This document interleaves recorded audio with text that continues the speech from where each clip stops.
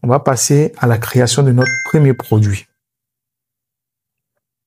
Alors, donc, pour cela, on va venir sur Produit et on va cliquer sur Ajouter un produit. Alors, donc, si vous êtes à ce stade-là, vous avez normalement le nom de votre produit donc pour vous faire aider par ChatGPT. On va utiliser simplement cet exemple-là. En 16 jours, transformez votre mental en âme de réussite.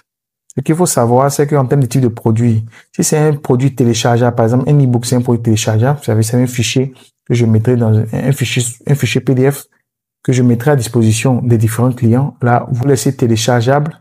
Maintenant, si c'est un cours que vous voulez faire, ici sur Chariot, vous ne pouvez pas héberger. Chariot n'est pas une plateforme d'hébergement de formation. Vous pouvez que mettre les liens des différentes vidéos que vous allez peut-être héberger sur Google Drive ou bien sur Vimeo ou bien sur YouTube. Voilà. Mais ici, sur cours, vous ne pouvez mettre que les liens. Vous ne pouvez pas héberger comme System.io. Non, c'est pas possible. Et là, service, si vous voulez promouvoir, proposer vos compétences sous forme de prestation de service, vous cliquez sur service. Par exemple, on va ici choisir téléchargeable, puisque c'est un fichier qu'on va télécharger.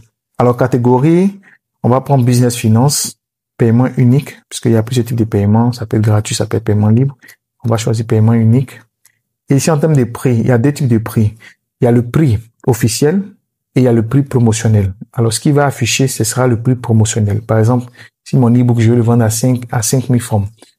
Je dirais, par exemple, le prix officiel, ça fait 20 000 francs. Et le prix promotionnel, 5 000 francs.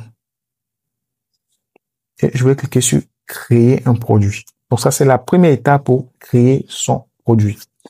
Alors, la deuxième étape ici, c'est ce qu'on appelle la présentation du produit. Mais avant d'arriver là, on va déjà parcourir ça. Alors ici, on a ce qu'on appelle la réduction automatique. Donc ici, c'est une réduction que Chariot vous permet afin de proposer au client lors du 3e rappel d'abandon. Voilà. Donc là, vous mettez simplement, sélectionnez le type de réduction. Ça peut être une réduction fixe ou un pourcentage. Vous mettez le pourcentage. Si c'est 10%, prenez pourcentage, mettez 10%. Si c'est 20%, mettez 20%. Voilà. Ici, c'est la période de validité du prix. Ici, vous pouvez proposer une période de validité. Ça va permettre de créer l'urgence. C'est une forme de marketing.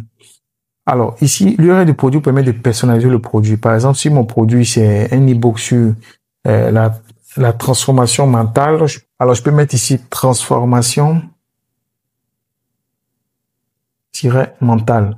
Alors, si c'est trop long, je mets simplement mental. Voilà. Alors ici, guide d'achat. Si vous activez cela, c'est quelque chose que vous proposez. Par exemple, au niveau du guide d'achat, vous pouvez proposer un fichier pour indiquer comment utiliser le produit au client. Si vous voulez porter au fichier, vous ne pouvez pas, vous cliquez là. Ajouter des filigranes dans vos fichiers. Bon, vous pouvez cocher comme décocher, mais moi je décoche. Définir ici une limite d'achat. Bon, c'est vous qui voyez, vous pouvez définir une limite d'achat. Par exemple, si vous avez un stock. Si vous vendez des produits physiques, vous avez un stock, par exemple, de 20, on va dire, de 20 commodes que vous voulez vendre. Voilà. Vous pouvez mettre une limite d'achat de 20 commodes. Voilà.